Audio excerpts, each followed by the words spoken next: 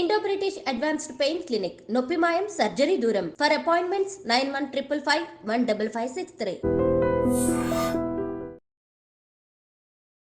నమస్కారం, welcome to I dream ధర్మ మార్గం విత్ విజిత కార్యక్రమానికి స్వాగతం.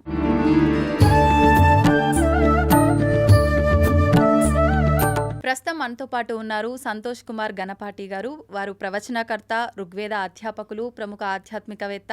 ఇప్పుడు వారితో మాట్లాడి మరిన్ని విషయాలు తెలుసుకునే ప్రయత్నం చేద్దాం. నమస్కారం అండి. నమస్కారం అండి. మంగళం మాతో. సాధారణంగా ఆడవారి విషయానికి వస్తే మనం ఆ క్షేత్రాలకు వెళ్ళినప్పుడు చాలామంది 3 కత్తర్లు అని చెప్పి మొక్కుకొని ఇస్తూ ఉంటారు. కొంతమంది ఏకంగా గుండె చేయించుకుంటారు. నిజంగా ఆడవారు గుండు చేయించుకునే విధానం ఉందంటారా? మనకి శాస్త్రం మనం చూసుకుంటే ఆడవారికి గుండు లేదండి. ఇప్పుడు మగవారు నున్నగా గుండు చేయించుకుంటే ఏ ఫలమో, ఆడవారు 3 కత్తెరలు ఇస్తే అదే ఫలం వస్తుంది. రెండూ సమానమే. కానీ కొంతమందికి ఒక నమ్మకం, గుండు చేయించేసుకుంటే అని చెప్పేసి. అలా లేదండి, అది అపనమ్మకం, అది అపార్థం. అది ఆడవారు గుండు చేయించుకోనక్కర్లేదు. మరి ఇప్పుడు సుమంగళి స్త్రీలు ఎప్పుడూ జుట్టుతోనే ఉండాలి. పూర్వ సువాసనీత్వం వచ్చినప్పుడు, అంటే భర్త కాలం చేసినప్పుడు ఆ యొక్క ప్రాయశ్చిత్తం ఉంటుంది తప్ప అంతవరకు మాత్రం గుండు చేయించుకోకూడదు ఆడవారు. కొందరి ఇళ్లల్లో మాత్రం వాళ్ళ నానమ్మ, అమ్మమ్మ వాళ్ళ నుండి వచ్చేస్తుంది గుండు చేయించుకోవడం, వాళ్ళకి అలవాటు. పెద్ద ఆవిడ చెప్పింది కదా అని వీళ్ళు చేసేసుకుంటారు. కానీ అది చేయకుండా ఉంటే మంచిది. ఆడవారు ఎప్పుడూ కూడా, సుమంగళి స్త్రీలు ఎప్పుడూ మంగళకరంగా ఉండాలి, నిండుగా ఉండాలి. జుట్టు, బొట్టు, పువ్వులు, చీర ఇవన్నీ ఉండాలి. అలా కాకుండా గుండు చేయించేసుకుంటే అది సుమంగళిత్వానికి కొంత మళ్ళీ అదేమన్నా దోషంగా మారుతుందంటారా? మరి అంతే కదండి. మళ్ళీ పూర్తిగా జుట్టు పెరిగి వాళ్ళు పువ్వులు పెట్టుకునేంత వరకు వాళ్ళకి మనం వాయనం ఇవ్వడానికి పనికిరారు. అలాంటివి ఉంటాయన్నమాట అండి. జుట్టు, పువ్వులు, ఇక్కడ కుంకుమ. ఇప్పుడు జుట్టు ఉందనుకోండి, మీరు ఇక్కడ కుంకుమ పెడతారు, గుండు ఉంటే ఏం పెడతారు? కావున అది దోషం అవుతుంది. అంటే అది సౌభాగ్యకరం కాదు కాబట్టి. సౌభాగ్యకరం కాదు, మంగళకరం కాదండి. మరి ఒకవేళ భర్త చనిపోయిన స్త్రీలు చేయించుకోవచ్చు అంటారా? వాళ్ళు చేయించుకోవచ్చు, ఇబ్బంది లేదండి. ఓకే, అంటే వాళ్ళకి వయసుతో సంబంధం ఏం లేదు, ఎవరైనా సరే భర్త లేని చేయించుకుంటే తప్పేం లేదు. ఓకే, అయితే ఇప్పుడు ఎలాగో భగవంతుడి టాపిక్, ఆయనకు సంబంధించిన టాపికే మాట్లాడుతున్నాం కాబట్టి నాకు ఒక చిన్న డౌట్. మామూలుగా మనం ఆలయాల్లోకి, క్షేత్రాల్లోకి వెళ్ళినప్పుడు భగవంతుడి దృష్టిలో అందరు సమానమే అంటారు. కానీ ఆలయాలకు, క్షేత్రాలకు వెళ్ళినప్పుడు ఒక్కొక్కరిని ఒక్కొక్క రకంగా వాళ్ళ హోదాని బట్టి చూస్తుంటారు. ఏమంటారు, ఇది 500 దర్శనం అని చెప్పి, ఇది ఈ దర్శనం అని చెప్పి అలా పెట్టారు. అంటే దానికి తగ్గట్టుగా స్తోమత ఉన్నవాళ్ళు మాత్రమే వెళ్ళాలనే అది అక్కడ అర్థం. నిజంగా ఇంత తేడాలు ఉంటాయండి భగవంతుని దగ్గర కూడా? ఇది కరెక్టే అంటారా? నిజానికి భగవంతుడు మాత్రం ఆయన యందు ఎవరికి ఎక్కువగా భక్తి ఉంటే ఆయనకే ఉన్నతాసనం వేస్తాడు. మీకు భాగవతంలో చూస్తే కృష్ణ పరమాత్మ, కుచేలుడు, వీళ్ళిద్దరి మధ్య ఉండే సంబంధం మనకు అర్థమవుతుంది. కుచేలుడు అంటే ఆయన దరిద్రుడు అని అర్థం. అంటే కట్టుకోవడానికి సరైన బట్ట కూడా లేదు, చిరిగిన బట్టలు, మాసిన బట్టలు కట్టుకున్నవాడు ఆయన. అలాంటి కుచేలుడు చిన్నప్పుడు, చిన్న వయస్సులో, అంటే ఇద్దరు కలిసి చదువుకున్నారు. కృష్ణ పరమాత్మ, కుచేలుడు, వీళ్ళిద్దరూ ఒకే గురుకులంలో చదువుకుంటారు. చదువుకున్నప్పుడు కుచేలుడు ఒక చిన్న దోషం చేస్తాడు. అప్పుడు దానివల్ల దరిద్రుడైపోతాడు ఆయన. అంటే అంటే ఇక్కడ ఇంకో విషయం కూడా నేను మీకు చెప్పాలి. కృష్ణ పరమాత్మ ఎవరు? ఒక గొప్ప సామ్రాజ్యానికి ఆయన చక్రవర్తి లేదా కాబోయే చక్రవర్తి. అంటే ఆయనకి సింహాసనంలో ఆయన కూర్చోకపోయినా ఆయనదే అంత. అంటే సింహాసనంలో ఆయన కూర్చోకపోయినా కూడా పవర్ అంతా ఆయనదే. ఆ విధంగా అంతటి మహాశక్తిమంతుడు, మహాసంపన్నుడు ఆయన. ఈ కుచేలుడు అనేవాడికి ఏం లేదు. వాళ్ళ నాన్నగారు వాళ్ళు కూడా ఏదో సాదాసీదా, అంత కడు బీదలు వాళ్ళు. వీళ్ళిద్దరూ కలిసి ఒకే గురుకులంలో చదువుకున్నారు. ఇది మనకి పురాతన కాలంలో సర్వసాధారణం. వీళ్ళిద్దరూ ఒకే చోట చదువుకున్నారు. గురువు గారు ఇంట్లోనే వీళ్ళు గురు సేవ చేస్తూ వీళ్ళు చదువుకుంటుండేవారు. గురువుగారి భార్య వీళ్ళకి పనులు చెబుతూ ఉండేది. అప్పుడు ఒకరోజు కృష్ణ పరమాత్మని అలాగే కుచేలుడిని పిలిచి, ఈరోజు వంటకి పుల్లలు తీసుకురండి అయ్యా అని చెప్పి పంపించింది. వీళ్ళిద్దరూ వంట చెరకు అంటాం మనం, అది తీసుకురావడానికి వీళ్ళు అడవిలోకి వెళ్ళారు. వెళ్ళేప్పుడు ఒకవేళ ఆలస్యం అవుతుందేమో అని ఆవిడ, గురువుగారి భార్య తల్లి వంటిది కాబట్టి, కొన్ని అటుకులు ఒక గుడ్డలో కట్టి, మీకు ఆకలిస్తే తినండి నాన్న అని ఇచ్చి పంపించింది. అదేమో కుచేలుడి దగ్గర ఉంది. అది మ్మ్. ఇద్దరు వెళ్ళారు, మొత్తం కట్టెలు అది అయింది, కొంచెం బాగా ఆలస్యం అయిపోయింది.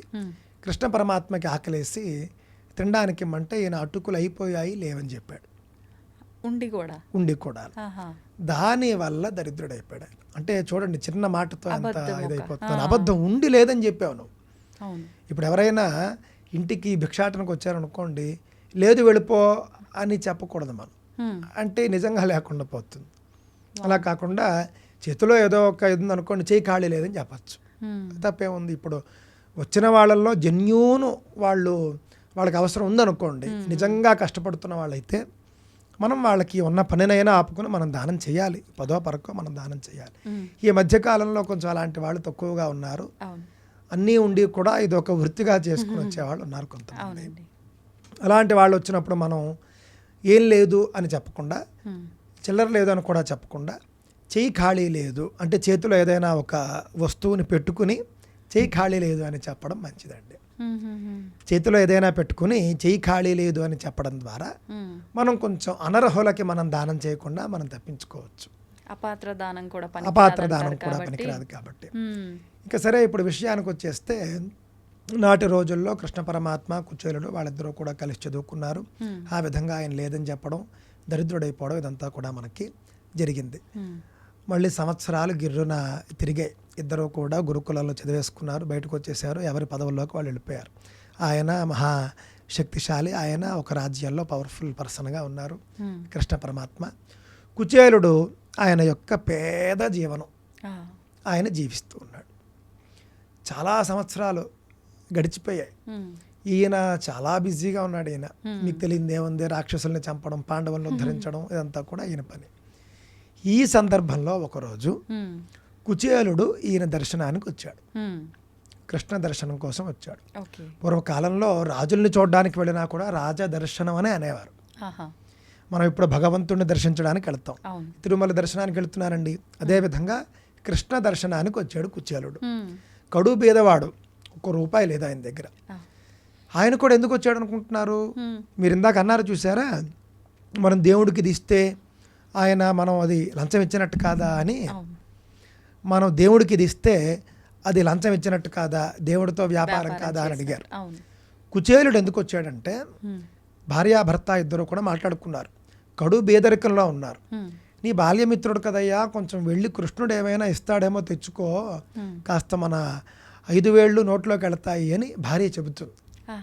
అప్పుడు ఈయన కృష్ణుణ్ణి అర్థించడానికే వస్తాడు. ఏదైనా కృష్ణుడి సహాయం తీసుకోవడానికే వస్తాడు. మరి వచ్చినప్పుడు ఉట్టి చేతులతో రాకూడదు కదా, అందుకని ఆయన పాపం ఇంట్లో ఏమీ ఉండదు పాపం. అప్పుడు భార్య కొంత పాత అటుకులు ఉంటాయి, ఆ అటుకుల్ని పాపం ఒక చిన్న గుడ్డలో కట్టిస్తూ ఆ అటుకులు తీసుకుని వస్తాడు. అంటే ఇదంతా కూడా మీరు మనం దర్శనానికి వెళ్ళడానికి మీరు మ్యాచ్ చేసుకోండి. మనం భగవంతుడి దగ్గర గుర్తునే వాళ్ళం, ఏదో ఒక కానుక వేయడానికి మనం వెళతాం. ఆ విధంగా ఆయన అటుకులు తీసుకుని వస్తే డబ్బులు లేవు. డబ్బులు ఉన్నవాళ్ళు అయితే ఇప్పుడు దుర్యోధను లాంటి వాళ్ళు కృష్ణ దర్శనానికి వస్తే చాలా కానుకలు తెచ్చేవారు. ఈయన దగ్గర అవేం లేవు. పాడుబడిపోయినటువంటి పాత అటుకులు ఉంటే తీసుకుని వచ్చాడు ఈయన. ఈయన బయట ఉన్నాడు. ఈయన వేషభూషణ చూసి ద్వారపాలకులు లోపలికి వదలలేదు. చిచ్చి అసలు ఎవడవు నువ్వు, నిన్ను మా స్వామి చూస్తాడా ఏంటి, ఏం చూడ్డు అని గెంటేస్తూ ఉంటే కృష్ణుడు వెంటనే అక్కడ ప్రత్యక్షమైపోతాడు. ప్రత్యక్షమైపోయి ఆగండి మీరు అని చెప్పేసి ఆయన్ని తీసుకుని లోపలికి వెళ్తాడు. అంటే ఆయన మరి డబ్బులు లేవు, డబ్బులు తేలేదు, ఏమీ లేదు. ఎందుకు ఆయన వచ్చాడు అని అంటే భక్తి. అంటే కృష్ణుడు ఆయన నాకేదో ఉపకారం చేస్తాడు, సహాయం చేస్తాడు అన్న నమ్మకంతో అంత దూరం నుండి వచ్చాడు. ఆయన ఉట్టి చేతులతో రాలేదు, కాస్తో కూస్తో ఆయన శక్తిలో ఇంతే అటుకులైనా కోటీశ్వరుడు 100 కోట్లు ఇచ్చినట్లు లెక్క. అంబానీ తిరుమల వెంకటేశ్వర స్వామికి 500 కోట్లు విరాళం ఇచ్చిన, ఏమీ లేనివాడు 5 రూపాయలు ఇచ్చిన, అది కూడా లేనివాడు 5 బియ్యపు గింజలు ఇచ్చినా కూడా ఒకటే. నీ శక్తిలో నువ్వు ఎంత పర్సంటేజ్ ఇచ్చావనేది ఇంపార్టెంట్. ఆ విధంగా ఆయన అటుకులు తీసుకుని వచ్చాడు. ఈయన ద్వారం వద్దకు వచ్చి తీసుకుని లోపలికి వెళ్ళాడు. నా కోసమే వచ్చావు కదయ్యా అని చెప్పేసి లోపలికి వెళ్ళిన తర్వాత సహజంగా ఈయన కృష్ణుడిని పూజించాలి, కానీ కుచేలుడు విప్రుడు వేద విద్వాంసుడు కాబట్టి కృష్ణుడే కుచేలుని పూజిస్తాడు. అక్కడ ఒక సింహాసనంలో కూర్చోబెట్టి కుచేలుడి కాళ్ళు కడిగి ఆ యొక్క కాళ్ళు కడిగినటువంటి నీళ్లు జల్లుకుంటాడు. ఆయన చల్లుకునే భార్యలందరినీ పిలుస్తాడు, వాళ్ళకి చెల్లుతాడంటే ఆయన చేసి చూపించడం. అంటే ఈయన చిన్నవాడు ఆయన పెద్దవాడు అని కాదండి. అక్కడ ఆయన చేస్తే జనం చేస్తారు. యద్యదాచరతి శ్రేష్ఠ.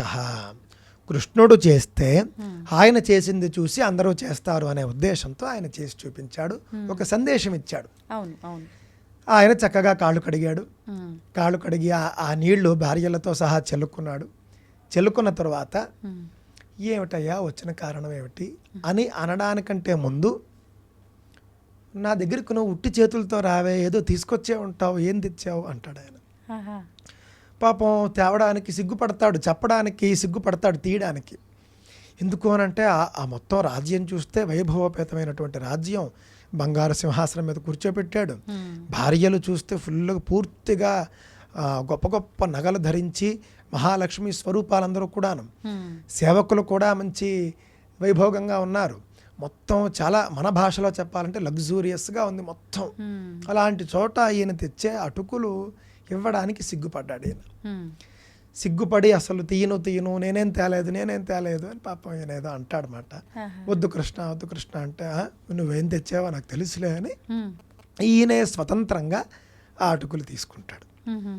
ఆ అటుకులు తీసుకుని ఈయన మొత్తం మనం భాగవతంలో చూస్తే ఒక్క పిడికెడు నోట్లో వేసుకుంటాడు. నోట్లో వేసుకున్న వెంటనే అక్కడ కుచేలుడు ఇంటి వద్ద ఆ చిన్న పాక మాయమైపోయి ఒక మంచి భవనం వచ్చేస్తుంది. ఈయన అటుకులు నోట్లో వేసుకున్న వెంటనే రెండోసారి అటుకులు నోట్లో వేసుకున్న వెంటనే భార్య ఒంటి నిండా నగలు, పట్టు చీరలు, సేవకులు అందరూ వచ్చేస్తారు. మూడోసారి అటుకులు నోట్లో వేసుకుంటూ ఉండగా రుక్మిణీదేవి వచ్చి అడ్డగిస్తుంది. చాలు కృష్ణ, నువ్వు వాళ్ళకి ఇచ్చింది చాలు.